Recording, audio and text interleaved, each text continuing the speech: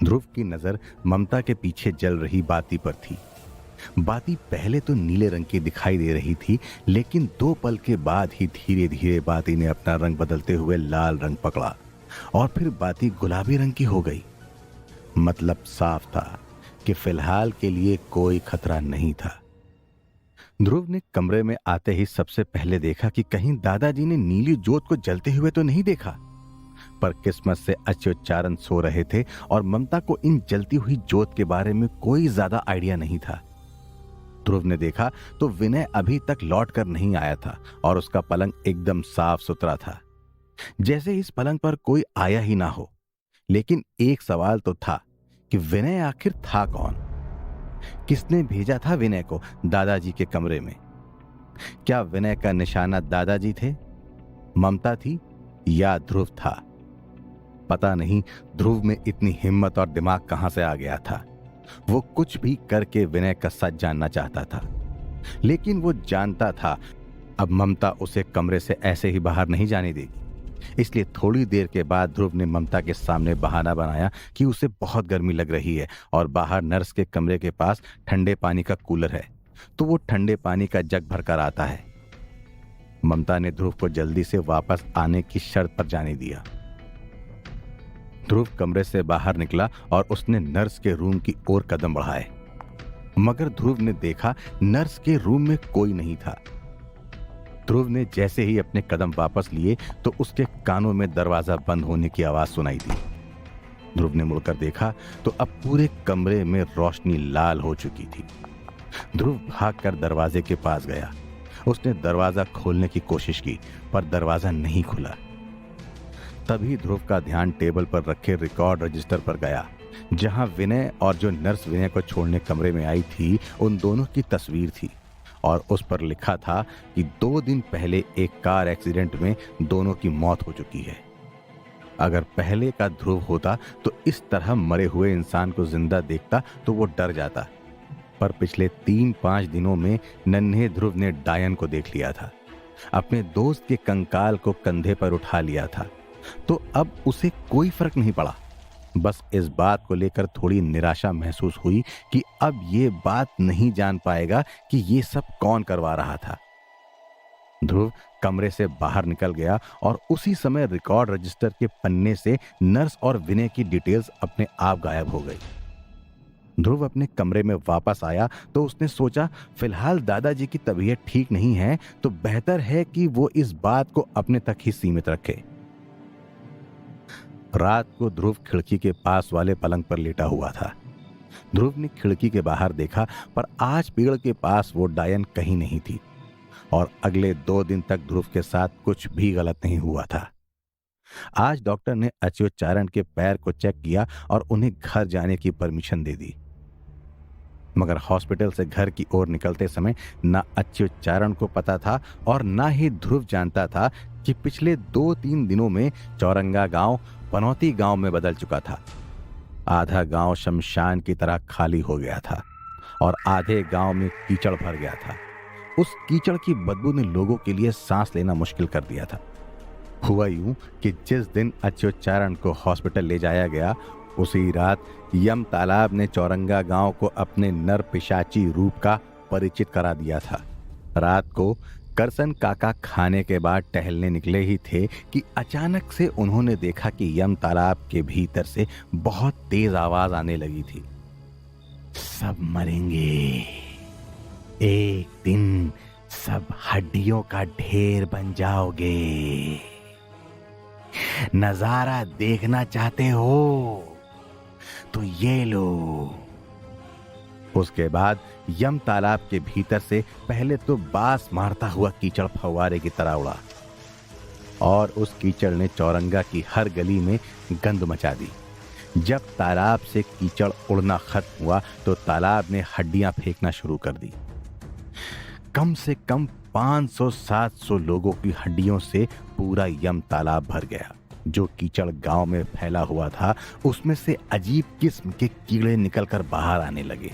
वो कीड़े जिस किसी भी इंसान को काटते उनका शरीर सूजकर कद्दू की तरह गोल मटोल हो जाता, फिर ना कुछ खा पाता और ना चल पाते। ये देखकर कई लोग गांव छोड़कर भागने लगे थे, क्योंकि बहुतों को लगा था कि अब चौरंगा में रहना मतलब यम तालाब को दावत देने के बराबर होगा। लेकिन ये तो बर्बादी की शुरुआत थी। खराब तो गांव के कसाई नासिर के साथ हुआ। नासिर जंगल से आ रहा था और अचानक से उसके सामने भूखे इंसान यानी कि नरभक्षी टोली आ पड़ी। नासिर ने बचने के लिए अपने झोले से वो चाकू निकाला जिससे वह अक्सर भेड़ बकरियों को काटकर उनकी बोटी बोटी लोगों को बेचता था। एक नरभक्षी आगे आया और उसने नासिर को सूंघते हुए कहा, आज हम तेरी बोटी बोटी काटेंगे। नहीं नहीं, पहले मुंडी काटेंगे। वो भी उल्टा लटका कर। सुना है इस नासिर को बहुत शौक है गले पर चाकू चलाने का। नासिर को तो समझ ही नहीं आ रहा था कि ये किस टाइप के लोग उसके सामने आ खड़े थे। बड़े बड़े शैतानी दांत, माथे पर सींग, शरीर पर बाल ही बाल और भालू की तरह नुकीले पंजे, अपर बोली इंसानों की।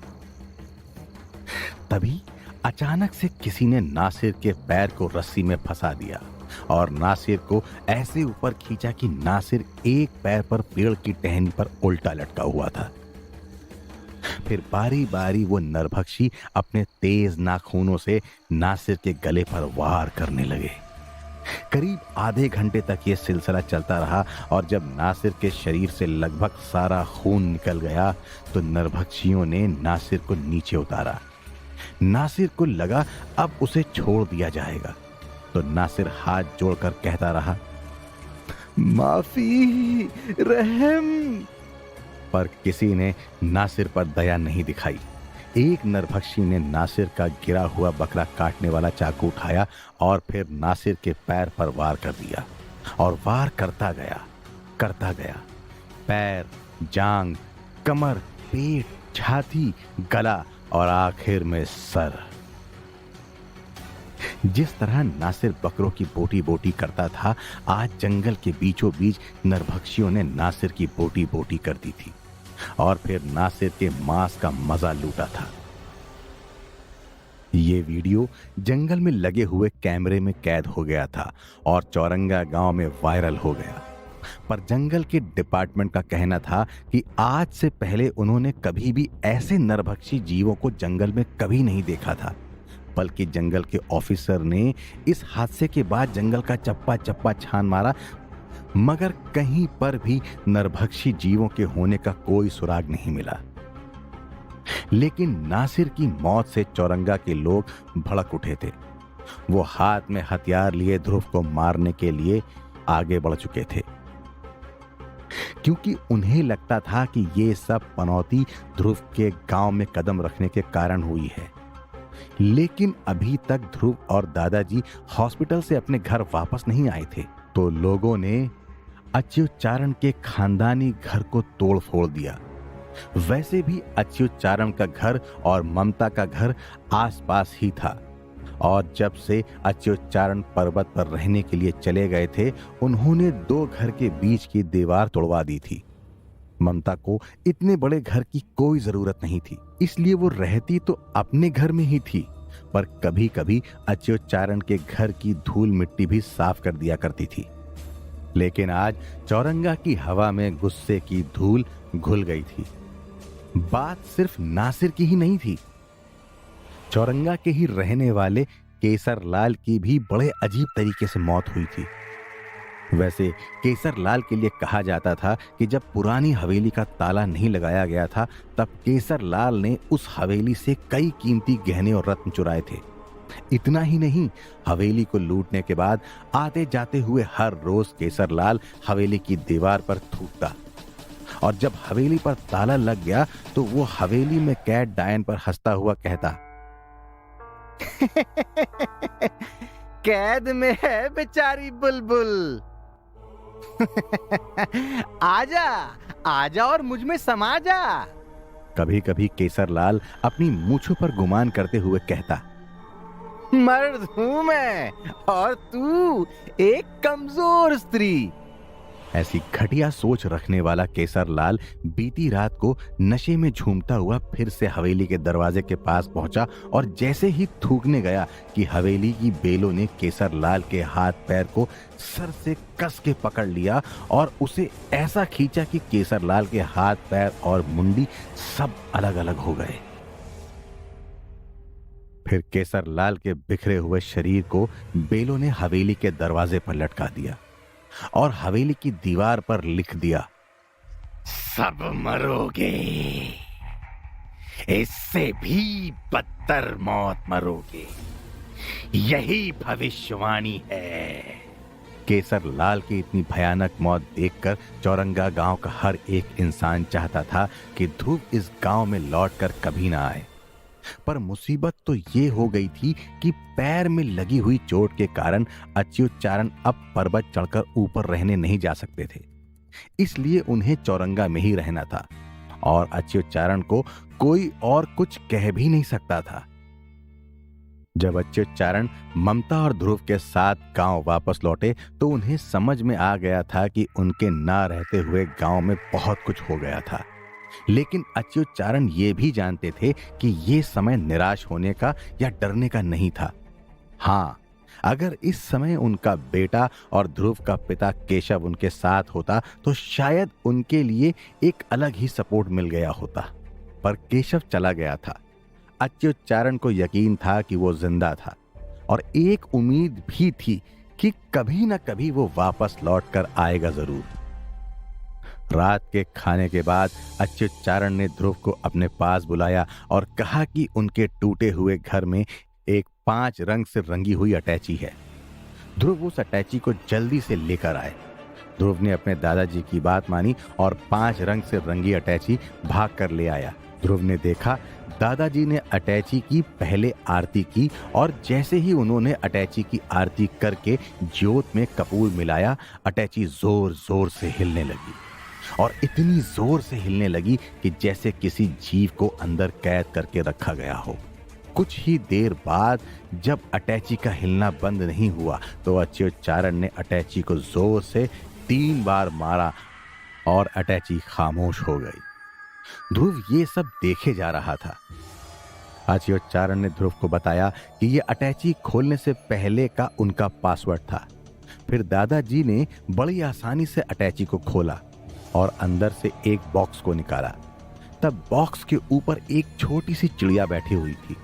उस चिड़िया ने अच्युतचारण से कहा, सावधान रहना, इस बार मुकाबला भारी है। इतना कहते हुए चिड़िया उड़ गई। ध्रुव तो देखता ही रह गया। बंद बक्से में से एक छोटी सी चिड़िया कैसे निकली? कैसे वो उसमें सांस लेती होगी? क्या खाती होगी? पर यह सब मंत्र जगत की माया थी जहां सब कुछ मुमकिन था। अच्युतचारण ने धीरे से बॉक्स को खोला और उसके अंदर से एक किताब को बाहर निकाला। उस किताब के ऊपर लिखा हुआ था पंच महाभूत। किताब को खोलने से पहले अच्युतचारण ने ममता को बुलाया और कहा, नासिर और केसरलाल की जन्म कुंडली निकलवानी है।